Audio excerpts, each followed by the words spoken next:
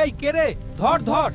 মা ওঠো, বাবা ওঠো, দেখো আমাদের পাকা ধানে কেউ আগুন ধরিয়ে পালাচ্ছে। কি সর্বনাশ হলো গো। আব্বা, ওই দেখো লোকটা পালিয়ে যাচ্ছে। সারা বছরের ঘাম ঝরানো সোনার ধান এক রাতেই ছাই হয়ে গেল। লোকটা পালানোর সময় গামছাটা ফেলে গেছে। আমি ওর মুখও দেখেছি, আমাদের গ্রামের করলা চাচা। কি বলছিস? কিন্তু কেন? করলা ভাইয়ের সাথে তো আমাদের শত্রুতা নেই। না না, এটা হতে পারে না। করলা এমন জঘন্য কাজ করতে পারে না। আমার মনে হয় তোদের ভুল হচ্ছে। তুই বলছিস তুই দেখেছিস?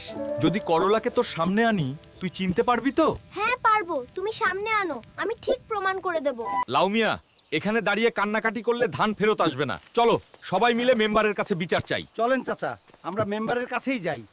মেম্বার ভাই, আমরা পথে বসে গেছি। আমাদের মুখের গ্রাস, সারা বছরের পাকা ধান কাল রাতে কে যেন পুড়িয়ে ছাই করে দিয়েছে। আঙ্কেল, এই দেখেন গামছাটা করলার কাকু আগুন লাগানোর সময় এটা পড়ে গেছিল। নিয়ে এর একটা বিহিত করেন, না হলে আমরা না খেয়ে মরবো। লাউমিয়া, তোমার মেয়ে আর বউ যা বলছে তা কি সত্যি? তুমি কি করলাকেই সন্দেহ করো? জি মেম্বার সাহেব, আমি গরিব মানুষ, ওই ধানই আমার সব ছিল। আপনি দয়া করে এই অন্যায়ের বিচার করেন। এই চকিদার, তুই এক্ষুনি ওই করলাকে ধরে আমার অফিসে নিয়ে আয়। ওর খবর আছে। জি চাচা, আমি এক্ষুনি নিয়ে আসছি। ও হে করলা, মাইনষের পাকা ধানে আগুন দিয়ে এখন ঘরে লুকাইছস? তা খাইছি তোরে।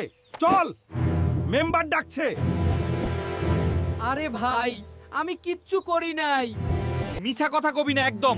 বাইর হ জলদি, মেম্বারের সামনে গিয়া যা বলার কবি। আরে ভাই ছাড়ো, আমি যাইতেছি।